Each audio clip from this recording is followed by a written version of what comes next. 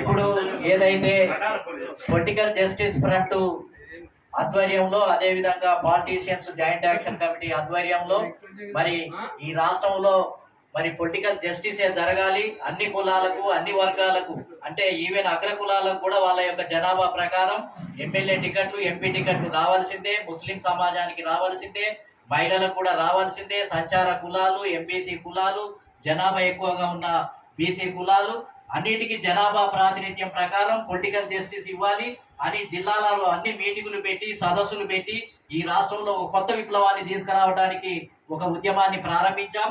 ఈ రెండు joint action కమిటీల ఆధ్వర్యంలో ప్రతి జిల్లాలో కూడా మీటింగ్ పెట్టి ఏ రాజకీయ పార్టీ అయితే మరి జనాభా ప్రకారం ఎమ్మెల్యే టికెట్లు ఎంపీ టికెట్లు మంత్రి పదవులు ముఖ్యమంత్రి పదవులు ఇవ్వరో ఆ పార్టీలను బహిష్కరించాలి, వాటిని నిలదీయాలి, ఆ పార్టీలను ఇక్కడ ఉండకుండా చేయాలి, ఇక్కడ తిరగనీయకుండా చేయాలి. కాబట్టి ఇప్పుడు ఒక కొత్త ఉద్యమం వినూతనమైనటువంటి పద్ధతిలో జరుగుతుంది. అదే విధంగా ఇప్పుడు ఏదైతే ఆర్డినెన్స్ జారీ చేయబోతుందో దాంట్లో మరి సంచార బీసీ కులాలకు, అదే విధంగా ఎంబీసీ కులాలకు, జనాభా ఎక్కువ ఉన్న బీసీ కులాలకు జనాభా ప్రకారం వాళ్ళకి ఏంటిది అని అంటే కేటగిరీ చేసి సపరేట్ గా కేటాయించినట్లయితే వారి వాటా వాళ్ళకు లభించడానికి అవకాశం ఉంది. అందరికి కూడా ఏంటిది అని అంటే ఫలాలు లభించడానికి అవకాశం ఉంది. ఇది ప్రజాస్వామ్యం, రాజ్యాంగము, డెమోక్రసీ, అదే విధంగా పొలిటికల్ జస్టిస్, అదే విధంగా సోషలిస్ట్ వ్యవస్థ అని అనేక డైరెక్టివ్ ప్రిన్సిపల్స్, ఫండమెంటల్ రైట్స్ అని చెప్తూ ఉంది. కానీ భారతదేశంలో ఏ ఒక్కటి కూడా అమలు చేయలేదు. 78 సంవత్సరాలు అయింది స్వాతంత్రం వచ్చి. అన్ని కులాలు కూడా అంటే 80% కులాలు రాజకీయ బానిసలుగానే ఉన్నారు. కడుపు నిండిన కులాలే మళ్ళీ ముఖ్యమంత్రులు అవుతున్నారు, కడుపు నిండినటువంటి వర్గాలే ఎమ్మెల్యేలు అవుతున్నారు. పేదవాళ్ళు, కుల వృత్తులు చేసుకునే వాళ్ళు, కాయ కష్టం చేసుకునే వాళ్లకు అసెంబ్లీలో తలుపులు తెరవబడలేదు, పార్లమెంటులో తలుపులు తెరవబడలేదు, ఎంబీసీ కులాలకు తలుపులు తెరవబడలేదు. ముస్లిం సమాజం ఈ తెలంగాణ రాష్ట్రంలో 13-14% ఉంది. వాళ్ళు ఒక్క ఎమ్మెల్యే కాంగ్రెస్ పార్టీ నుంచి గెలుపొందలేదు.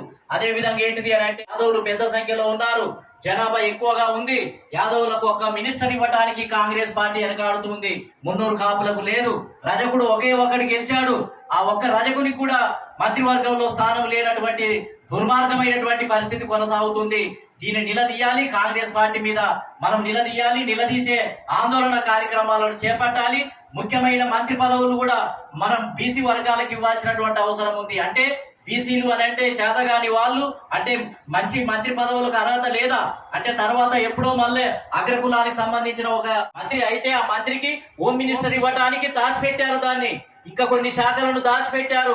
అంటే అగ్రకులాలు మంత్రి పదవులుగా వచ్చినప్పుడే అవి వాళ్ళకు అందజేయబడతాయి. అంటే బీసీలు, ఎస్సీలు, ఎస్టీలు ఎవరు వచ్చినా, ముస్లింలు ఎవరు వచ్చినా వాళ్ళకు ముఖ్యమైన శాఖలు ఇవ్వరు. పనికిరాని శాఖలే అన్ని సంక్షేమ శాఖలే. శిశు సంక్షేమ శాఖ, పశు సంక్షేమ శాఖ, సామాజిక సంక్షేమ శాఖ, బీసీ సంక్షేమ శాఖ, ఎస్సీ సంక్షేమ శాఖ. ఏంటిది ఇది? ఏ రకంగా ఇది అవమానమే కదా. కాబట్టి ఇది ఈ అవమానానికి వ్యతిరేకంగా అవమానానికి గురవుతున్నటువంటి జాతులు, కులాలు తిరుగుబాటు చేయాల్సినటువంటి సమయం ఆసన్నమైంది.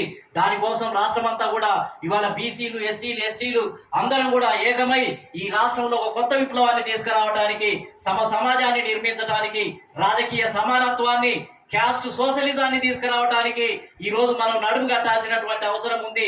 మిగిలింది బీసీల ఏజెండానే, మిగిలింది ముస్లింల ఏజెండానే. ఈ రెండు కులాలకు దక్కాల్సిన ఎమ్మెల్యే సీట్లు, ఎంపీ సీట్లను ఇతర కులాలు కొల్లగొట్టి అనుభవిస్తున్నాయి. ఎస్సీలకు ముఖ్యమంత్రి లేదు ఇప్పటి వరకు కూడా. బట్టి విక్రమార్కను ఎందుకు ముఖ్యమంత్రి చేయడు? 2 సంవత్సరాలు ఇప్పుడు కాంగ్రెస్ పార్టీ తరఫున ముఖ్యమంత్రిగా ఉన్నారు. ఇప్పుడు 2 సంవత్సరాల తర్వాత బట్టి విక్రమార్కని మొత్తం ఏంటంటే ఒక 1.5 ఇయర్ ముఖ్యమంత్రిగా చేయాలి. మహేష్ కుమార్ గౌడును మరొక 1.5 ఇయర్ ముఖ్యమంత్రిగా చేయాలి. ఇది 5 సంవత్సరాలు సుదీర్ఘమైనటువంటి కాలం. ఒక్కరే ఉండటం కాదు, ఇది కుల వ్యవస్థ. అన్ని కులాలకు వంతుల వారీగా ముఖ్యమంత్రి, అదే విధంగా డిప్యూటీ సీఎం, అదే విధంగా మంత్రి పదవులు అన్ని పంపిణీ చేయాల్సినటువంటి అవసరం ఉంది. కాబట్టి దానికోసం ఉద్యమం చేపడదాము అని చెప్పి ఈ 2 జాయింట్ యాక్షన్ కమిటీల ఆధ్వర్యంలో ఇలా స్టార్ట్ చేస్తున్నాం.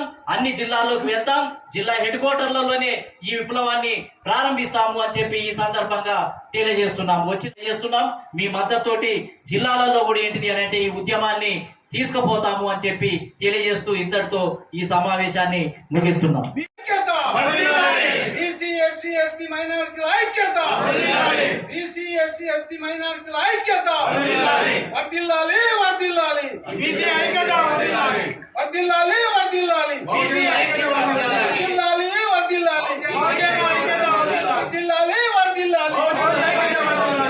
వర్ధిల్లాలి వర్ధిల్లాలి సాధిస్తాం సాధిస్తాం